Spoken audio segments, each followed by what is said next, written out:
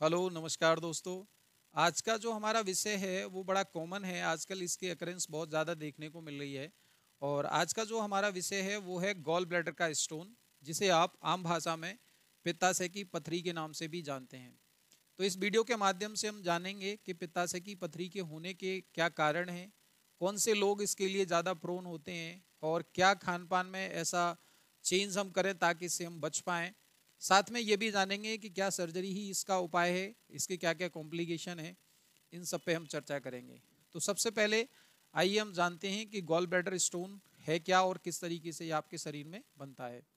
तो gall bladder stone के बारे में जानने से पहले सबसे पहले आप जानिए कि गॉल ब्लैडर क्या है। गॉल ब्लैडर आपके शरीर का एक अंग है जो कि लिवर के नीचे लोकेटेड होता है, यानी लिवर के नीचे होता है। और इसका कार्य क्या है, आपके लिवर में जो भी बाइल सॉल्ट या बाइल पिगमेंट बनते हैं, बाइल सॉल्ट और बाइल पिगमेंट आप जानते हैं जैसा, ये आपके डाइजेशन के लिए यानी आपके खाने में जो तैलीय पदार्थ होते हैं उनके पाचन के लिए ज़रूरत होती है इनकी। तो जो बाइल पिगमेंट और जो बाइल सॉल्ट आपका बना है वो आकर के स्टोर होता है आपके गॉल ब्लैडर में।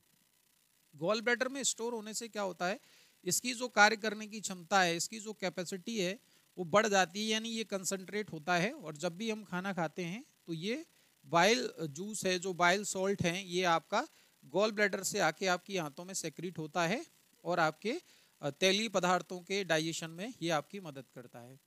लेकिन अगर किसी कारण से ये जो गॉल ब्लैडर के अंदर स्टोर्ड बाइल सॉल्ट है या बाइल पिगमेंट है, ये पूरी तरीके से जो है खाली नहीं होता है, यानी अगर ये लंबे समय तक गॉल ब्लैडर में रुकता है तो कभी कभी ये स्टोन का रूप यानी धारण कर लेता है, उसी को हम गॉल स्टोन कहते हैं।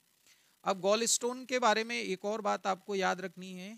जैसा मैंने बताया कि अगर कोई व्यक्ति बहुत ज़्यादा तेली पदार्थ खाता है, यानी उसमें वसा की मात्रा ज़्यादा है, तेल की मात्रा ज़्यादा है, तो उन लोगों में इसके जो का है गॉल ब्लैडर स्टोन होने के चांस ज़्यादा होते हैं।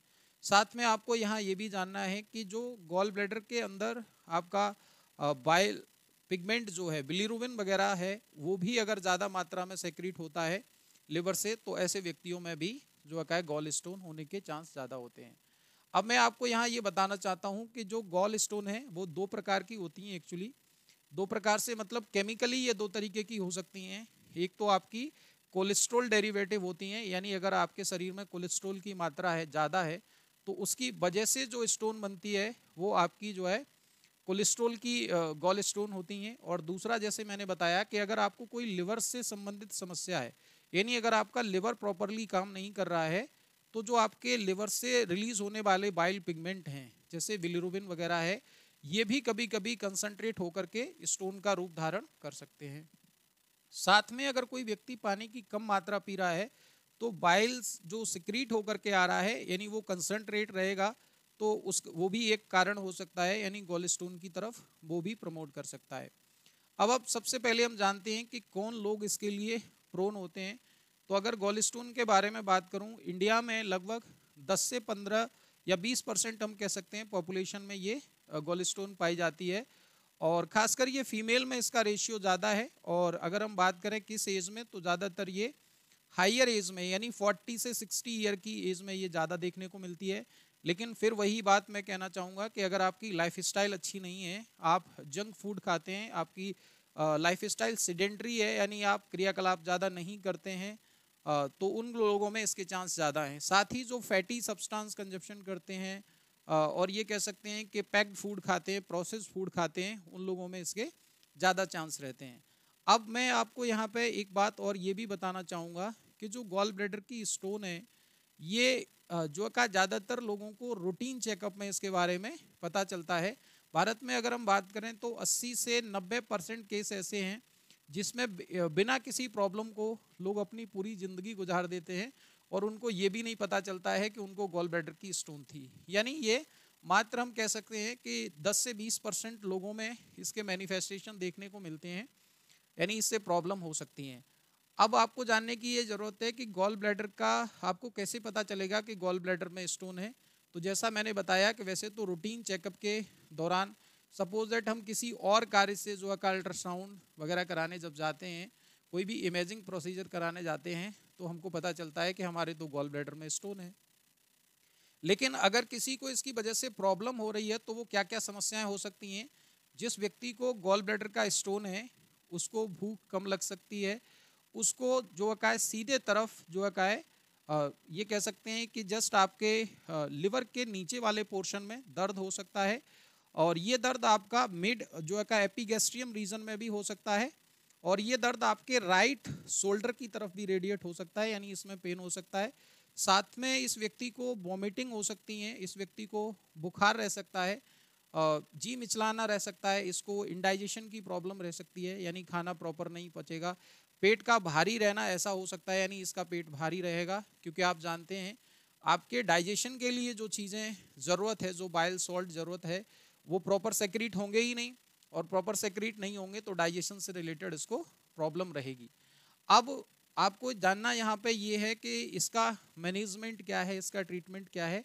तो ज़्यादातर केसों में इसके मैनेजमेंट के लिए ही सर्जरी है, यानी हम सर्जरी को ही प्रेफर करते हैं, क्योंकि बहुत ज़्यादा मेडिकेशन इसमें इफेक्टिव नहीं है। लेकिन अगर आप चाहें तो जो ड्रग्स आपके बॉडी में कोलेस्ट्रॉल को कम करती हैं, यानी कोलेस्ट्रॉल के लेवल को रिड्यूस करती हैं, उन ड्रग्स का हम यूज़ कर सकते हैं। जो डायूरेटिक्स जो है कुछ यूज़ कर सकते हैं, लेकिन ज़्यादातर जैसे विटामिन सी के कुछ सप्लीमेंट वगैरह हम इसके लिए यूज़ कर सकते हैं।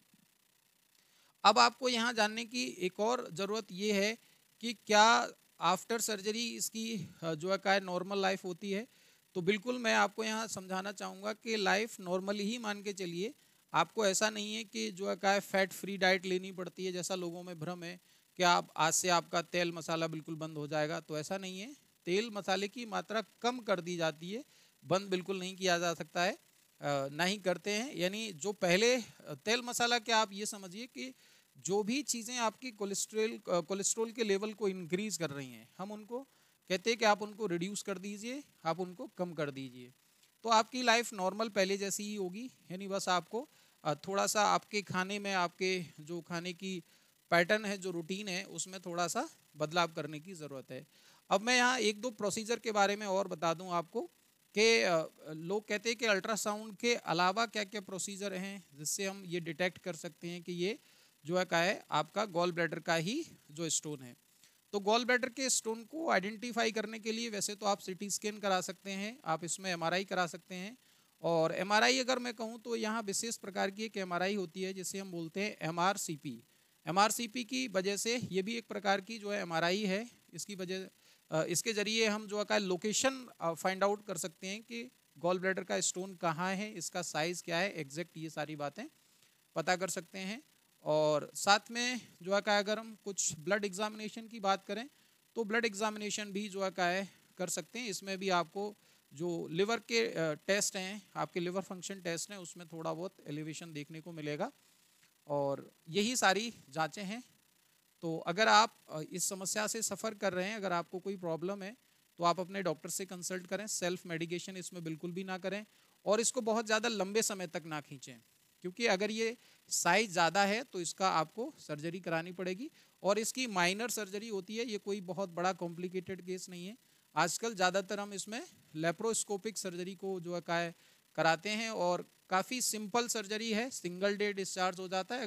अदर कोई कॉम्प्लिकेशन अगर आपके शरीर में नहीं है तो माना कि ये प्रोसीजर आज किया जाता है तो या तो शाम को या नेक्स्ट डे आपको डिस्चार्ज मिल जाता है। तो इसमें ज़्यादा भ्रम में ना पड़ें, और ना ही ये करें कि इसको आप डिले करते रहें। अगर आपको ये प्रॉब्लम है, इसकी वजह से पेन हो रहा है, आपको दिक्कत हो रही है, तो इमीडिएटली आप अपने डॉक्टर से कंसल्ट करें और इसे रिमूव करवाएं और हेल्दी लाइफ जिएं। Thank you all of you.